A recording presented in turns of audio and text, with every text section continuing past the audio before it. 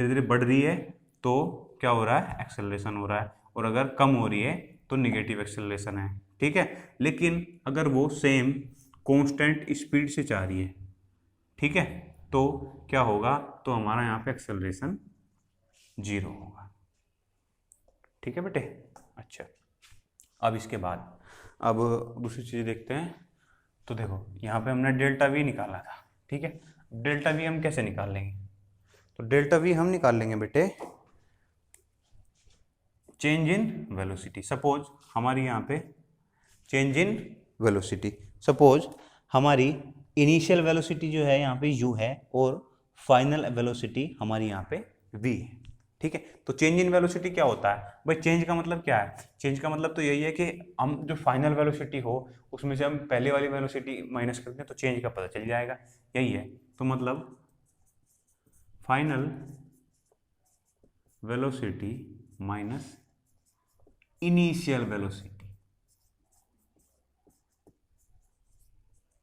Final velocity minus initial velocity, ठीक है, upon T, यही होता है।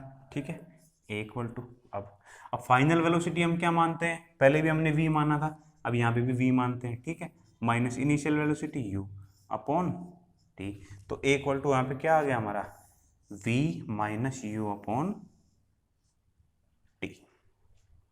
बोलो समझ आई कि नहीं है भाई ये बात।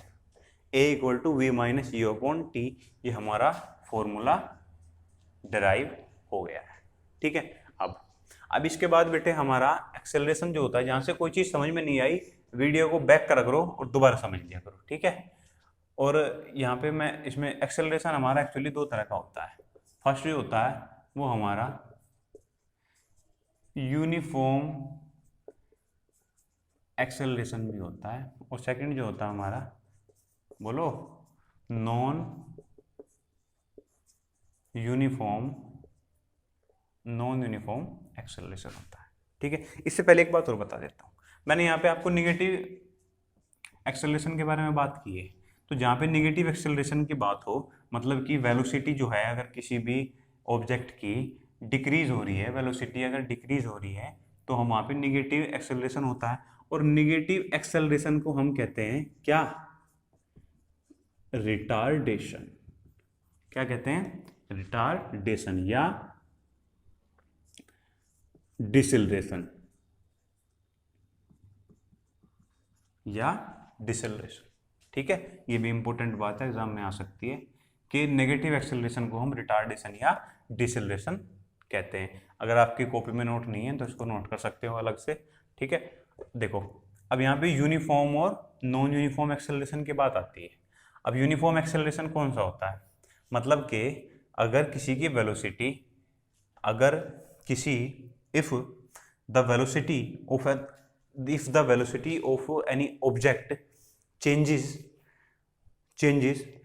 में decreases और increases if the velocity of an object changes equal intervals of time in equal velocity, that is uniform acceleration.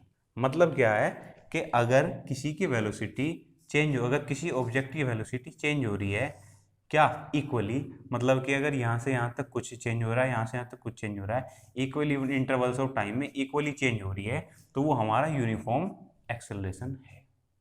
ठीक है, तो वो हमारा यूनिफॉर्म एक्सेलरेशन है। मतलब कि मैं उसको थोड़ा सा और डिस्क्राइब करूँ, अगर मेरे पास यहाँ पे एक गाड़ी है, ठीक है, वो ऐसे जा रही है, ठीक है, तो यहाँ तक आने में अगर उसकी वेलोसिटी 10 मीटर पर सेकेंड है और यहाँ से यहाँ तक जाने में भी उसकी वेलोसिटी 10 मीटर पर सेकेंड है, तो ये मतलब क्या हुआ कि अगर यहाँ पे भी 2 सेकेंड है और ये भी 2 सेकेंड है यहाँ से यहाँ तक का टाइम, मतलब ये है कि ये जो है हमारा टोटल ये एक यूनिफॉर्म एक्सेलरेशन है, ये एक हमारा यूनिफॉर्म एक्सेलरेशन है। अच्छा, अब क्योंकि ये यूनिफॉर्म एक्सेलरेशन है, इसका एग्जांपल क्या हो सकता है, एग्जांपल ये है कि अगर हम छत से ऊपर से कुछ चीज डाल दें और जब तक नीचे आएगी तो उसका एक्सेलरेशन होगा हमारा यूनिफॉर्म।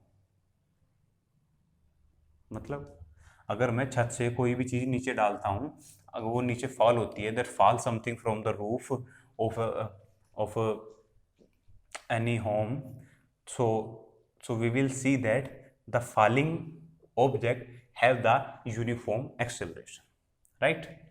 अब और उसका एग्जांपल क्या हो सकता है, किसी खाली जगह में, अगर खाली स्पेस में कोई कार जा रही है ऐसे, तो वो भी एक यूनिफॉर्म एक्सेलरेशन में ही जाती है, ठीक है बेटे। अब नॉन यूनिफॉर्म एक्सेलरेशन क्या होता है? नॉन यूनिफॉर्म एक्सेलरेशन वो एक्सेलरेशन होता है हमारा जो अगर यहाँ पे 10 मीटर पर सेकंड जाता है 3 सेकंड में, ठीक है, और यहाँ पे 12 हो जाता है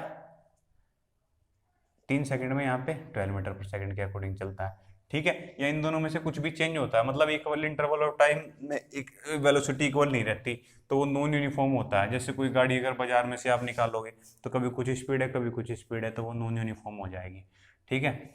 ऐसे बहुत सारे एग्जाम्पल आप ले सकते हो, कहीं से भी जा रहे हो कुछ भी, सपोज आप किसी ऐसे रोड पे जा रहे हो जहाँ पे खड्डे है, तो वहाँ पे भी आपकी वेलोसिटी चेंज होती रहेगी, ठीक है।